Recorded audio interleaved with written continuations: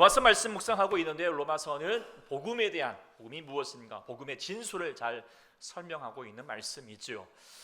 그 중에서도 복음이 무엇인가 아주 핵심적으로 그리고 아주 축약적으로 하는 장이 있다면 바로 로마서 8장이거든요. 8장 말씀을 잘 깨달으면 복음이 이거구나 라고 하는 것을 깨닫게 됩니다. 그래서 8장에 대해서 2주간에 걸쳐서 좀 더 집중하여서 묵상하고자 합니다. 이제 9월 되었지만 여전히 여름이죠. 여전히 덥죠. 네. 또 어제도 그랬고요. 어쨌든 요즘 계속 하여튼 비도 요상하게 내리죠. 네. 참 힘든 날들이 계속 지속되고 있는데요. 그런데 이럴 때 다들 하는 말이 있잖아요. 앞으로의 여름 중에서 가장 우리는 시원한 여름을 보내고 있다. 아까 우리 최군사님도 기도했던 것처럼 참 이상 기후 현상이 계속해서 전 세계적으로 나타나고 있지요. 이제 그래서 날씨가 이런 것이 이제 점점점 이게 온난화 현상이 있어요. 이렇게 자연스럽게 되어가고 있는데 심각하죠. 그래서 과학자들이 말하기를 10,000년 동안에 지구 온도가 4도 올랐는데 지금 단 100년 만에 1도가 올랐을 뿐만 아니라 더 심각한 것은 앞으로 약 한 10년, 20년 학자들 견해는 2030년까지 1.5도가 상승할 수 있다. 그런데 문제는 뭐냐면 1.5도가 상승하게 되면 이제는 지구가 더 이상 견딜 수가 없게 될 것이다. 심각한 위기 가운데 지금보다도 심각한 어떤 이상 기후 현상이 나타나게 되고 가뭄, 폭풍, 지진, 여러 가지 많은 일들이 일어날 수 있게 된다. 그게 멀지 않았다는 겁니다. 그래서 이제 이런 심각한 것을 좀 인지해서 나라들끼리 지후 협약을 맺고 서로 탄소를 좀 이렇게 온실가스 배출을 막기 위해서 협정을 좀 맺어보자, 노력해보자라고 그렇게 했는데 어떻게 잘 되고 있는 것 같아요? 안 되고 있죠. 네. 그래서 작년에도 그 화석 원료 CO2 이산화탄소 배출이 최고치를 이뤘고 올해도 그 최고치를 줄여가자고 있는데 더 늘어나고 있는 결과를 좀 보고 있고요. 뿐만 아니라 미국뿐만 아니라 강대국들도 이제는 그냥 몰라 그런 식으로 해가지고 파리 협정도 이렇게 깨어가고 있는 현실을 우리가 보고 있죠. 나라들만의 문제가 아니고요. 개인들만의 모습도 우리가 보면은 좀 답답하죠. 여러분들도 그러겠지만 저도 이렇게 물론 저도 부족하지만 또 이렇게 나름 노력해서 이렇게 또 무엇보다도 분리수거하는 장소에 가면은 정말 속상해요. 이거 조금만 이렇게 해서 좀 이렇게 리사이클이 좀 될 수 있도록 하면 참 좋을 터인데 그걸 조금만 안 해가지고 그냥 아무렇게나 그냥 버려가고 섞어가지고 하는 거 있으면 참 사람의 존재가 왜 이러나 싶죠. 네. 그래서 과학이 발달되어 갖고 있고 AI 인공지능이 이렇게 대단한 존재가 되고 사람이 신과 같은 존재가 되는 것 같다 있지만 결국은 그렇게 만들어가는 세상이 결국 멸망을 가속화하고 있는 미련한 존재일 뿐이다라고 하는 것을 우리는 계속 보고 있죠.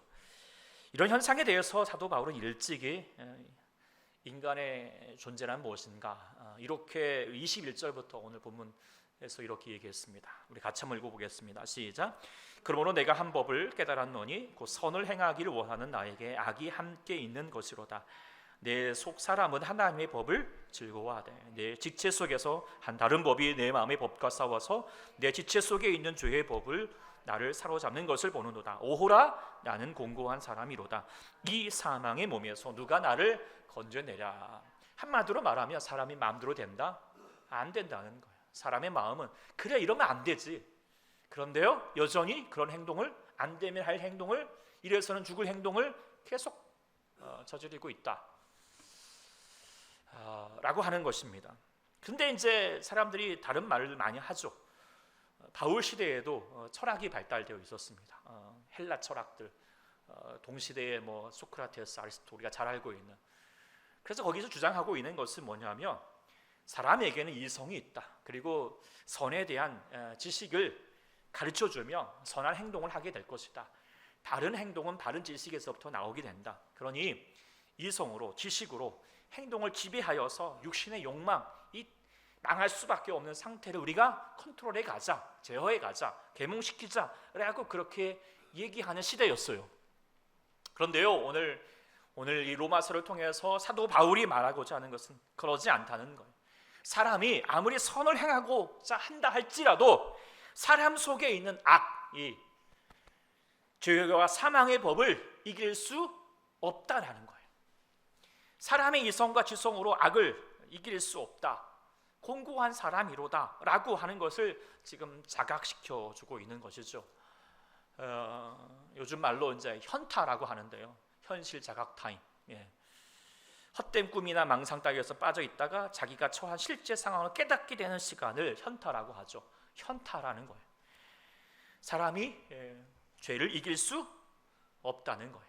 그런데요, 사람은 계속 이를 부정하는 거예요. 아니야, 이길 수 있어, 우리가 극복할 수 있어 라고 그렇게 착각하고자 하는 것이죠. 그래서 그런 것들이 계속 뭐 철학이든지 과학이든지 뭐 사람들 속에서 계속 서로 주장하고 이뤄가고자 하는 듯해요. 그런데도 불구하고 사람들이 만들어가는 세상이 그래서 점점 좋은 세상, 점점 더 발전한 세상, 유토피아를 이룰 것 같으냐? 그렇지 않다라는 것을 이제 근로에 대해서 더 현타하게 되죠. 자각하게 되었어요. 그러면서 에이 모르겠다, 다원주의에 빠지고 해체주의에 빠지고 패배주의에 빠질 때가 많고요. 그럼에도 불구하고 여전히 보고 있죠. 우리는 뚜렷하게 아까 말했던 것처럼 우리가 현 기후의 상태, 정말 1.5도가 더 높아져 버리면 이제 더 이상 우리는 어찌할 수 없는 상황 가운데 있는다라고 하는데도 불구하고, 그 현실을 보고 있는데도 불구하고 여전히 그 현실 속에서 인간의 그런 서로 어떤 기후 정책도 후퇴해 가고 있는 모습들을 보고 있을 뿐만 아니라 점점 세상이 자국 이기주의에 빠져가지고 뭐 관세 정책 해가지고 서로 잊고 나죽자이라는 식이고, 뭐 전쟁 물자도 점점 더 강해져가지고 이놈의 폭탄들을 가지고 지구를 몇 번씩이나 종말시킬 만한 그런 무기들만 계속 생산되고 있고요. 이런 모습을 보면서 사람들이 이제 얘기하는 것이 치킨 게임 같다는 거죠. 서로 그냥 서로 맞부닥뜨리고 니 짓고 나 죽자라는 인간들의 모습. 치킨 게임, 한마디로 말하면 인간이 닭대가리라는 거예요. 닭대가리. 그것을 오늘 이제 사도 바울이 점잖게 얘기했어요. 사람의 존재가 공고한 나가 아니라 우리 모든 존재가 뭐예요? 공고한 사람이다. 안 될 존재이다. 어쩔 수 없는 존재인 것 같다. 사망의 몸에서 누가 우리를 건져낼 수 있는가? 우리가 어떻게 죄를 이길 수 있는가? 라고 하는 것을 지금 이렇게 표현해주고 있는 거예요. 그런데요, 지금 사람들이 이걸 인정하지 않고요, 여전히 그거 안에서 부정하면서 인간의 노력들을 그렇게 거기에 방법을 쫓고 있는 것이죠. 그런데 믿지 않는 사람의 문제가 아니라 믿는 사람들, 하나님의 믿는 사람들마저도 이런 착각 가운데 있다는 것을 로마서가 지적하고 있습니다. 그것은 무엇으로 죄를 이길 수 있다라고 그렇게 착각했는가? 율법으로 이길 수 있다는 거예요. 특히 유대인들이 자신에게는 하나님이 주시는 법이 있다, 이 율법이 있다, 그리고 이 법을 통하여서 우리는 선을 행할 수 있다, 그리고 하나님이 만족할 수 있게 되어서 구원을 이룰 수 있다라고 그렇게 착각한다는 거예요. 그런데 자각해보자는 거예요. 우리가 하나님이 요구하신 율법을 다 지킬 수 있느냐? 없다는 거죠. 물론 우리는 그래도 우리는 많이 지키려고 노력을 했어요. 아무리 지키려고 해도요, 100%가 아니고 1%라도 안 지키면 안 지킨 거예요. 그리고 그것은 죄인이 되는 거죠. 우리 원래 목사님은 자주 하는 말이지만, 우리가 전기가 이렇게 불이 밝혀지기 위해서는 전선이 흘러가야 되잖아요. 그런데 여기에 딱 끊어졌어요. 그런데 이게 1m가 끊어지던 100m가 끊어지던 1cm가 끊어지던 똑같이 끊어진 거예요. 중요하지 않아요. 끊어진 건 끊어진 거죠. 그러면 아무런 기능이 이룰 수가 없게 되죠. 사람의 존재가 그렇다는 거죠. 우리가 다 죄로 말미암아 죄 가운데 있으면 하나님으로부터 끊어지게 되면 죽을 수밖에 없는 존재가 될 수밖에 없다라는 것입니다. 그런데 사람들은요, 하나님 앞에서 율법을 적용하려는 것이 아니라 사람들에게 적용하고자 하는 거예요. 사람들 앞에서 내세우려고 하는 거예요. 서로가 서로를 견제하고 비판하고 자기의 나름만의 의의를 외치고 있는 거죠. 하나님 앞에서가 아니라 너에 비해서 난 의롭다, 나의 의의를 주장하고자 하는 것입니다. 그러다 보니까 서로 법을 낳습니다. 서로 따져들고 정확한 기준들을 서로 다른 사람에게 주장하다 보니까 법이 법을 낳죠. 예를 들어서 하나님께서 율법으로 4계명 중에서 안식일을 기억하여서 지키되 그러기 위해서는 아무 일도 하지 말라라고 했어요. 그러니까 어떻게 하면 어느 정도면 악을 일하지 않는 거지? 당신 일하면 안 돼. 그럼 도대체 뭐야? 이렇게 얘기하면서 나왔던 것들이 조항들이 생기기 시작을 했는데 그 중에서 보면은 밭가는 일도 일하는 것이다. 곡식단을 묻는 것도 일하는 것이다. 타작하고 반죽하고 빵 굽는 일, 바느질 하는데 바느질 할 때도 실을 엮여서 두 개의 실을 푸는 것은 일을 하는 것이다. 두 글자를 쓰기 위해서 두 글자를 지우는 것도 일이다. 물건을 한 곳에서 다른 곳에 옮기는 것도 일이다. 멀리 가는 것은 일이다. 그런데 그러면 도대체 멀리가 어느 정도냐? 이것에 대해서 따져드니까 미슈나파는 1km 가는 것은 멀리 가는 것이다. 아니다. SNF파는 500m만 가도 너 멀리 가는 거야. 일한 거야. 안식일을 범한 거야. 라고 그렇게 규정했죠. 그래서 이런 따지는 법들 때문에 예수님 때에도 보니까 안식일에 손 마른 병자를 고쳤다고, 제자들은 밀을 까불렀다고 이러면서 안식일을 범했다라고 따져들기 시작했다는 거예요. 율법을 잘못 적용하고 있는 거죠. 한국 사회도 마찬가지인 것 같아요. 법으로 어떻게 합니까? 자기를 돌아보는 것이 아니라 누가 옳으냐라고 하는 어떤 자신의 정의를 세우는데 바쁘죠. 내로남불이 되어가고 있고요. 도덕성을 세우기보다도 자신의 논리를 세우는데 법을 따지는 법이요라고 하면서 그러면서 서로 분쟁하고 서로 극단으로 갈라서 가고 있는 현실을 우리가 보고 있지 않습니까? 그래서 법이라는 것이 서로를 세워가고 서로 살리는 것이나 서로에게 적용하면서 법을 통하여서 정의가 이루어지는 것이 아니라 법 때문에 사람들을 미워하고 얽매이게 하고 상처 주고 아픔을 주고 죽음으로 몰아가는 그런 모습들이 많다는 겁니다. 교회마저도 법을 그렇게 주장하게 되면 하나님이 주고자 하셨던 그 율법을 이룰 수 없다는 거죠. 그렇다면 율법은 필요 없다, 무용주물이냐, 그것을 얘기하지 않습니다. 사도 바울이 7장 12절에 오늘 본 앞에도 있지만 7장 12절에 이로 보건대 율법은 거룩하고 계명도 거룩하니 의로우며 선하도다. 분명히 선하다는 거예요. 하나님께서 분명히 우리 가운데 선한 위에서 우리에게 주셨던 것이죠. 그런데 사람들이 잘못 적용하고 있는 것뿐이거든요. 우리가 율법의 기능을 잘 우리가 이루기 위해서 명시하고 있는 말씀이 앞서서 말하는 3장 20절 말씀이라고 할 수 있습니다. 3장 20절 말씀 같이 한번 우리 본문에 여기 있으니까요. 또 보도록 하겠습니다. 시작. 그러므로 율법의 행위로 그의 앞에 의롭다 하심을 얻을 육체가 없나니 율법으로는 죄를 깨달음이라. 여기서 먼저 말씀 기억할 것은 율법은 어디 앞에서 주장돼야 됩니까? 그의 앞에서, 하나님 앞에서 주장되어야 됩니다. 사람들 앞에서 법을 들여내면서 법이요 따지는 것이 아니라 하나님 앞에서 주장되어야 된다는 것입니다. 하나님 앞에서 우리의 율법을 가지고 나가게 되면 우리가 어떤 결론을 얻을 수밖에 없는가? 의롭다 하심 얻을 육체가 없다. 그러니 율법은 뭐 하는 기능이죠? 죄를 깨닫는 겁니다. 나는 죄인입니다 라는 사실을 깨닫게 하는 것이죠. 그것이 가장 율법이 주는 가장 중요한 이유가 되고 기능이 된다라고 하는 것을 오늘 강조하고 있습니다. 요즘 이제 수능을 앞두고 있고요. 그 앞에서 이렇게 이제 시험을 치르게 되는데 지난 수요일 날에도 구모를 봤어요. 구모가 뭔지 아세요? 9월 모의고사를 요즘 아이들은 그렇게 부릅니다. 모의고사를 치러요. 근데 마치 율법이 모의고사 같다라고 생각하게 됩니다. 모의고사의 기능을 왜 하는 거죠? 현재의 기능, 현재의 실력, 무엇이 부족한지 깨닫는 것이죠. 거기에 이게 모의고사의 역할이고 거기까지 보면 되는 거죠. 내가 어느 정도인지, 그리고 내가 얼마나 부족한 것인가, 무엇에 내가 자주 틀리고 있는가, 그걸 깨닫고 노력해 가는 것인데 이걸 가지고 남에게 도전하는 거예요. 너 몇 점이야? 나 몇 점이야? 너 그것밖에 못해서 난 이거 잘했어. 그래가지고 아무리 100점을 맞고 만점을 받아도요, 모의고사 그렇게 100점을 받아도요, 어떻게 대학에 합격합니까? 못해요. 그것은 모의일 뿐이지 거기 안에서 합격이 주어지진 않아요. 단지 지금 현실을 파악하라는 것일 뿐이거든요. 율법도 마찬가지예요. 우리에게 율법을 주신 이유가 뭐야? 파악하라는 거예요. 우리라는 존재가 어떤 존재인가, 그리고 그 존재를 다시 한번 하나님의 합격으로 나갈 수 있는 방법이 무엇인가, 그것을 위해서 나아가라는 것이죠. 또한 율법은 건강검진과 같다라고 생각하게 됩니다. 우리가 보게 되면 우리가 이제 저도 올해 받아야 되는데 안 받았는데 계속 우리가 오잖아요. 건강검진 받으러 가잖아요. 받는 이유가 뭐예요? 지금 상태가 어떤지 체크하라는 거거든요. 병이 있으면 발견하라는 거예요. 그런데요, 그 건강검진 받는다고 병이 치유가 됩니까?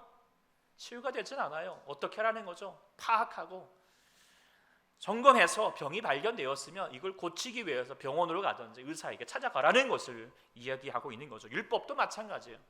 우리가 우리의 현실에 부족한 것, 연약한 것, 죄악을 진단받고, 그래서 로마서가 아니라 율법의 말씀들을 통하여서 우리의 현실을 보게 됩니다. 죄의 현실을 보게 되죠. 그렇다면 이를 치료하기 위해서는 어디를 가야 됩니까? 예수 그리스도 앞에, 은혜 앞에 나가라는 것이죠. 그래서 로마서 사도 바울이 율법으로 할 수 있는 가장 최고의 역할은 무엇인가? 오늘 뒤에서 하셨던 말씀, 오라 나는 공고한 사람이다. 누가 이 사망의 몸에서 나를 건져낼 수 있을까? 우리는 공고한 사람입니다. 인간은 다 죄로 말미암아 죽을 수밖에 없고 죄를 이길 수 없다. 우리는 다 멸망을 갈 수밖에 없는 인간이다 라고 하는 것이 율법의 가장 중요한 역할이다. 그런데 여기서 끝나는 것이 아니죠. 그렇다면 어떻게 됩니까? 그 다음으로 나가는 것입니다. 8장으로 나가는 것이죠. 그러므로 라고 얘기하시면서 이제 율법에서 새로운 법으로 전환되어야 된다는 것입니다. 율법에서 자각했다면 이제는 새로운 법으로, 이전 것은 지나갔으니 보라 새로운 역사를 붙들고 나가는 것이죠. 그 새로운 법은 무엇이죠? 그리스도 예수 안에 있는 생명의 성령의 법이다. 이것이 우리에게 복음이다 라고 이렇게 말씀하고 있는 것이 바로 로마서에서 계속 우리에게 주고자 하시는 복음의 내용인 것이죠. 우리는 죽을 수밖에 없는 율법에 가지고 있는 깨달음 속에서 우리가 깨닫고 이제는 예수 그리스도 안에 있는 생명의 성령의 법으로 가야 한다라고 하는 것을 나타내고 있는 것이죠. 그렇다면 우리에게 주시는 이 귀한 복음의 생명의 성령의 법이 무엇인가? 먼저 말하고 있는 것은 생명의 법이라고 얘기했죠. 생명이 무엇입니까? 살리는 것이라는 것입니다. 우리는 죄로 말미암아 죽을 수밖에 없는, 멸망으로 갈 수밖에 없는 존재인데 이제는 생명, 살게 되었다는 것입니다. 그런데 왜 사람이 죽게 되는가? 무엇 때문이죠? 죄 때문이거든. 그런데 오늘 분명히 말했습니다. 이제 그리스도 예수 안에 있는 자에게는 결코 정죄함이 없다라고. 근데 여기서 우리가 이 문을 잘 파악을 해야 됩니다. 우리는 더 이상 죄를 짓지 않습니까? 아닙니다. 우리는 여전히 죄를 짓는 자들입니다. 그럼에도 불구하고 정죄하지 않겠다. 너희를 죄에 취급하지 않겠다. 왜요?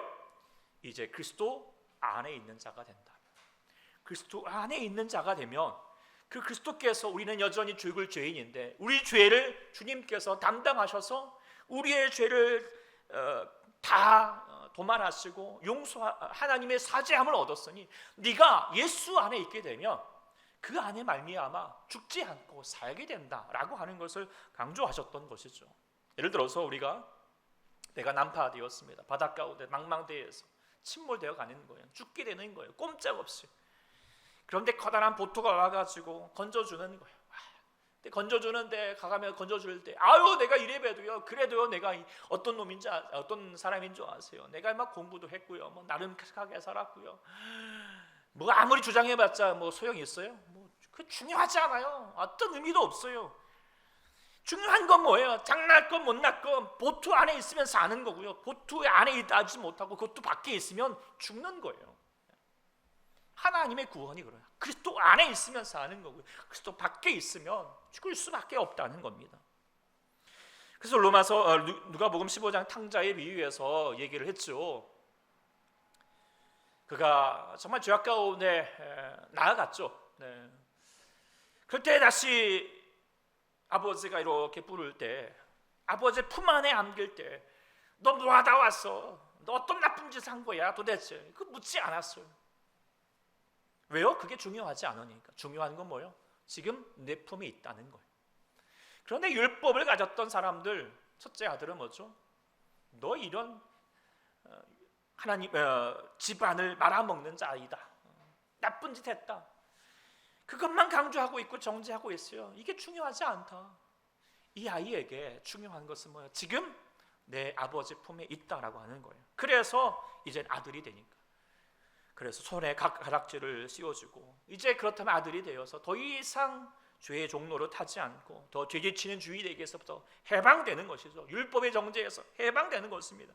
죄와 사망의 법에서 해방되는 거예요. 왜요?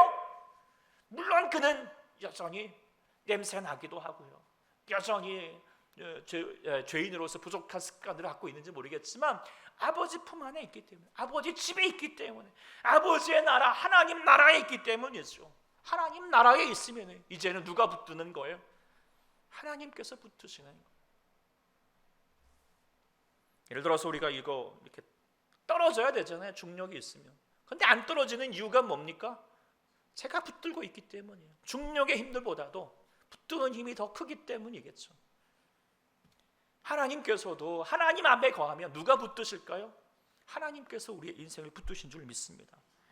민수기 23장을 우리가 봤던 것처럼 발람이라는 못된 선지자가 사주 받아가지고 저 이스라엘 하나님의 백성들을 향하여 저주하고자 하는 거예요. 노력 많이 했죠. 그런데 안 되는 거예요. 왜 안 되는 거예요? 이렇게 얘기했죠. 하나님이 그들을 애굽 땅에서 인도하여서 그들을 붙들고 계신다. 둘소의 힘보다도 강해가지고 아무리 내가 저주하고자 하고 그렇게 하여도 안 된다는 거예요. 왜요? 누가 붙들기 때문에? 하나님이 저 백성들을 붙들고 있기 때문이라는 것입니다. 그래서 하나님이 붙들면 이길 자가 없다라고 그렇게 말해주고 있는 거죠. 사도 바울도 비슷한 고백을 했습니다. 뒤에 보면 21절에 같이 한번 읽어볼까요? 시작. 만일 하나님이 우리를 위하시면 누가 우리를 대적하리요? 자기 아들을 아끼지 아니하시고 우리 모든 사람을 위하여 내주신 이가 어찌 그 아들과 함께 모든 것을 우리에게 주시지 아니하겠느냐. 할렐루야. 하나님이 우리를 위하신다. 왜요? 우리가 하나님 안에 있기 때문에, 하나님을 붙들고 있기 때문에, 하나님 우리를 붙들고 계시기 때문에. 그렇다면 우리를 대적할 자 없으며 우리를 통하여 하나님의 놀라우신 은혜를 허락하실 줄 믿습니다. 여러분 주님을 믿으십니까? 주님 안에 거하십니까? 그렇다면 여러분의 인생은 누가 붙들고 계실까요? 하나님이 붙들고 계실 줄 믿습니다. 물론 우리는 부족합니다. 여전히 죄의 습관이 있고 부족함이 있고 변변치 못하고 넘어지기도 하고 쓰러지기도 하는데요, 아주 엎드려지지 않은 것은 누가 붙드시기 때문에? 주가 여러분을 붙드시기 때문에 다시 일으켜 세우실 것입니다. 다시 주님 앞에 나가게 하실 것입니다. 예배하게 하시고 주님 바라보게 하셔서 주의 뜻을 이루어가게 하실 줄 믿습니다. 그래서 여러분이 영원히 죽지 않고 사는 인생으로 사는 것은 바로 우리가 하나님 예수 그리스도 안에서 하나님 안에 있는 자가 되어서 하나님 붙드시는 자, 주님 나라 갈 때까지 우리를 보호하시는 은혜가 있기 때문인 줄 믿습니다. 그래서 우리가 생명의 법으로 살고 있다라고 하는 것을 기억하고요. 두 번째로 말했던 것은 또한 더불어서 성령의 법이다라고 얘기했어요. 이게 중요하죠. 로마서 8장에서 성령에 대해서 14번씩이나 계속 강조하고 있는데요, 핵심이 성령입니다. 그렇다면 성령이 무엇 역할을 하고 있는가? 오늘 그 뒤에 3절과 4절을 통해서 우리가 볼 수 있게 되는데 같이 읽어보겠습니다. 시작. 율법이 육신으로 말미암아 연약하여 할 수 없는 그것을 하나님은 하시나니 곧 죄로 말미암아 자기 아들을 죄 있는 육신의 모양으로 보내어 육신의 죄를 정하사 육신을 따르지 않고 그 영을 따라 행하는 우리에게 율법의 요구를 이루어지게 하려 하심이라. 분명히 사도 바울이 얘기했어요. 사람의 존재가 뭐냐? 죄의 법을 이길 수 없다. 율법의 요구를 이룰 수 없다. 그런데 오늘 본문에 다시 강조합니다. 우리가 율법의 요구를 이룰 수 있다. 어떻게? 육신을 따르지 않고 그의 영을 따라서, 성령을 따라서 행하는 자가. 우리는 연약하지만 우리는 할 수 없지만 누가 하게 하신다? 하나님께서 하게 하신다. 그러니 우리가 성령으로 나아가게 되면 우리 연약함 속에서 이루어야 될 하나님의 법, 무엇보다도 하나님께서 우리에게 주셨던 율법의 말씀은 하나님을 정말 우리가 마음을 다하여서 사랑하고 예배하고 주님을 의지하고 뿐만 아니라 내게 주어지는 하나님의 사람들을 향하여서 이웃을 내 몸과 같이 사랑할 수 있는 삶을 살게 하는 것, 우리의 인간의 의지와 노력으로는 부족하지만 하나님 안에 있게 되면 하나님을 통하여서 성령 안에서 이루게 된다라고 하는 것을 강조하고 있습니다. 그렇기 때문에 우리는 성령으로 나아가게 되면 주님께서 이루실 하나님 나라를 우리 가운데 이루어가게 될 줄 믿습니다. 전에도 한번 소개한 적이 있지만 사피엔스라고 하는 책이 있죠. 인류의 역사가 출발과 더불어서 앞으로 이루어질 역사, 결국은 망한다, 이 얘기거든요. 왜 망하느냐? 거기서 이제 그 앞에서 얘기하는 내용이 이렇습니다. 인간은 신을 발명할 때에 역사는 시작되었고, 인간이 신이 될 때 역사는 끝이 날 것이다. 이 사람이 이제 뭐 유대인이긴 하지만 결국에는 이제 무신론자가 되어서 뭐 동성 연애자이기도 하고 막 그러지만 참 이 내용이 물론 뒤에 부분은 맞는 것 같아요. 인간이 신이 될 때, 인간이 스스로 하나님처럼 되고 뭔가 할 수 있는 존재인 것 같고, 과학이 발달하고 뭐 우주로 날아가고 그렇게 되어가면 인간이 잘 살 것 같으냐? 인간은 결국 멸망으로 끝이 날 것이다. 그것을 계속 지금 보여주고 있다. 호모데우스가 되면 결국 인간은 멸망한다라고 하는 것을 이야기하죠. 그런데 그 앞선 말이 틀렸다는 거예요. 인간이 신을 발명할 때 역사는 시작되었다라고 그렇게 얘기를 하죠. 인간이 신을 발명했나? 무신론자들이 주장하는 거죠. 발명한다는 게 뭐죠? 없는 것을 만드는 거거든요. 네, 결국 신이라는 존재는 인간이 뭔가 두렵고 어려우니까 뭔가 의존하고 싶고 투영해서 그것을 만들어간 존재였다라고 하는 거. 인간이 신을 발명합니까? 인간이 신을 만들어갑니까? 결국 그렇지 않습니다. 중요한 것은 한 가지를 바꾸면 된다라고 생각하게 됩니다. 저는 이렇게 생각하게 됩니다. 인간이 신을 발견하게 될 때 역사는 시작될 수 있다. 발견한다는 건 뭐죠? 엄연하게 있는 것을 새롭게 인지하게 된다. 깨닫게 되었다는 것입니다. 하나님은 엄연하게 존재하신 분이 있습니다. 그리고 인간은 그 하나님을 인지하게 될 때 비로소 하나님과 나의 존재를 다시 한번 그 간격을 깨닫고 우리가 피조물로서 하나님을 발견하여서 하나님 앞에 나아가고 하나님을 의지하고 주님과 다시 경험하는 삶을 가지게 될 때 인간의 역사는 비로소 시작되어 간다는 거죠. 그 역사는 뭐예요? 나의 역사가 아니다. 마이 스토리가 아니라 역사, 히스토리, 그의 역사로 이뤄가게 된다는 것을 이야기할 수 있지 않을까요? 그렇죠? 우리의 이야기, 마이 스토리, 내가 구하고 바라고 내가 계획하는 일대로 되어가서 인간의 삶에 잘 살아갈 수 있느냐? 아니라는 거예요. 멸망을 갈 수밖에 없다. 우리는 죄의 법을 이길 수 없으니까요. 지금의 현실이, 이 과학의 현실이, 지금의 세상의 법칙들이 그것을 보여주고 있는데 착각하지 말라는 거예요. 사람은 하나님을 발견해야 된다. 하나님을 의지해야 된다. 우리 하나님이 역사하신 그 하나님의 힘을, 그 높고 위대하심을 우리가 그 앞에서 엎드려서 하나님 앞에 나가는 자, 하나님 앞에 엎드리는 자가 될 때만이 인간이 살아갈 수 있음을 우리가 분명히 깨달을 수 있어야 할 줄 믿습니다. 그것을 깨닫게 하시는 것이 누구인가? 바로 성령님이시라는 것이죠. 사람이 사람의 지식을 가지고 하나님을 만날 수가 없어요. 발견할 수가 없어요. 누릴 수가 없어요. 이 시간 예배를 드려도 우리가 우리의 의지로 예배할 수 있을까요? 할 수 없어요. 그런데 성령님이 우리 안에서 우리를 붙드시고 깨닫게 하시고 새롭게 하실 때 이곳에 살아계신 주님을 만나게 되는 것이고 내 삶 가운데 역사하신 하나님, 나를 붙드시는 주님을 발견하게 되어서 주님 앞에 나가게 되는 줄 믿습니다. 이것을 계속 로마서는 강조하자는 거예요. 그러니 네가 인간의 방법과 노력을 가지고 주님께 나아가지 말고 성령님을 의지하여 하나님께 나아가라고. 그리하면 너의 삶의 역사가 이루어질 것이다. 하나님의 역사가 하나님의 기적 같은 삶이 이루어질 것이다 라고 말하는 것이죠. 구약에서부터 이걸 강조하고 있을 때 특별히 야곱을 보고 있으면 야곱은 자신이 해보려고 했던 대명사인 것이죠. 자기가 둘째로 태어나가지고 이거 억울해, 안 되겠어, 내가 한번 장자로서의 역할을 한번 누려봐야겠어 해가지고 방법을 구하고 노력을 하고 그래가지고 그것도 안 되니까 또 여러 가지 많은 노력 가운데 있지만 안 되었어요. 그러다가 이제 할 수 없이 망한 듯 해가지고 고향으로 돌아오는데도 불구하고 머리를 굴리잖아요.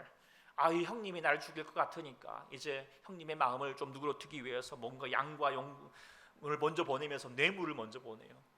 그런데 또 먼저 가면 안 될 것 같으니까 먼저 자기의 아내와 자녀들을 먼저 앞장 세우죠. 비겁한 놈이잖아요. 그러면서 머리를 굴리는 거예요. 어떻게 하면 내가 살 수 있을까? 우리도 문제 앞에서 머리 굴리는 인생 아니에요. 야곱 같은 인생이잖아요. 뒷다리 붙들고 나의 인생 붙들고 사는 거예요. 그런데요, 이게 방법이 아니라 그때 하나님께서 나타나셨어요. 야곱강에서 하나님께서 만나셨죠. 여전히 야곱은 하나님께 자기 때를 쓰는 거예요. 자기의 방법을 해달라고. 그때 하나님께서 싸우셔서 어떻게 하셨죠? 그의 한독배를 치셨어요. 완전히 정강이 무너지고 쩔뚝거리는 인생, 아무것도 못하는 인생, 도망갈 수도 없는 인생, 할 수 없는 존재가 만들어 주셨어요. 근데 그 할 수 없는 인생이 되었을 때 이제 하나님께서 할 수 있게 하시는 인생이 되었다는 것을 우리가 볼 수 있게 됩니다. 이제 자신의 이야기가 아니라 이제 하나님의 역사를 붙들고 나아가게 되면서, 그래서 에서가 정말 자기를 죽이려고 쫓아왔다가 어떻게 하죠?